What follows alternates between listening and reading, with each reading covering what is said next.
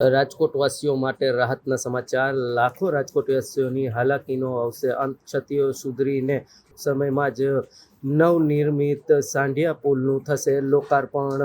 આવો ત્યારે સાંભળીએ શું કહ્યું સ્ટેન્ડિંગ ચેરમેન પરેશભાઈ પીપળિયાએ। સાંઢિયા પુલમાં અધિકારીઓ સાથે ચર્ચા કરી છે। થોડોક જ દિવસનું કામ બાકી છે, એમનો ફાઇનલ રિપોર્ટ આવી જાય કામનો। પાછા એકવાર અમે વિઝિટ કરવા જવાના છીએ અને વિઝિટ કર્યાના થોડાક જ દિવસમાં સાંઢિયા પુલનું ખાતમુહૂર્ત થઈ જાય, લોકાર્પણ થઈ જશે।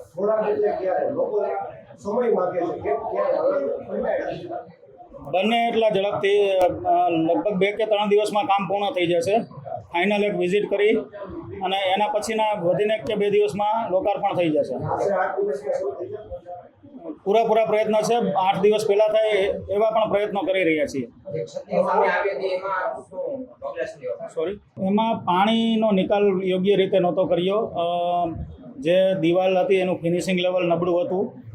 એ બધું સંપૂર્ણપણે અત્યારે લગભગ 80% કામ થઈ ગયું છે। એ આપણને ફાઇનલ રિપોર્ટ આપે કે કામ અમારા લેવલથી પૂર્ણ થઈ ગયું છે, પછી ફાઇનલ અમે એકવાર વિઝિટ કરશું અને પછી બને એટલું ઝડપથી આપણે લોકોની સુખાકારી માટે લોકાર્પણ કરશું। જરૂર પડે તો બ્લેકલિસ્ટ પણ કરશું, પણ એકવાર વોર્નિંગ આપી છે અધિકારીઓને અને એજન્સીને।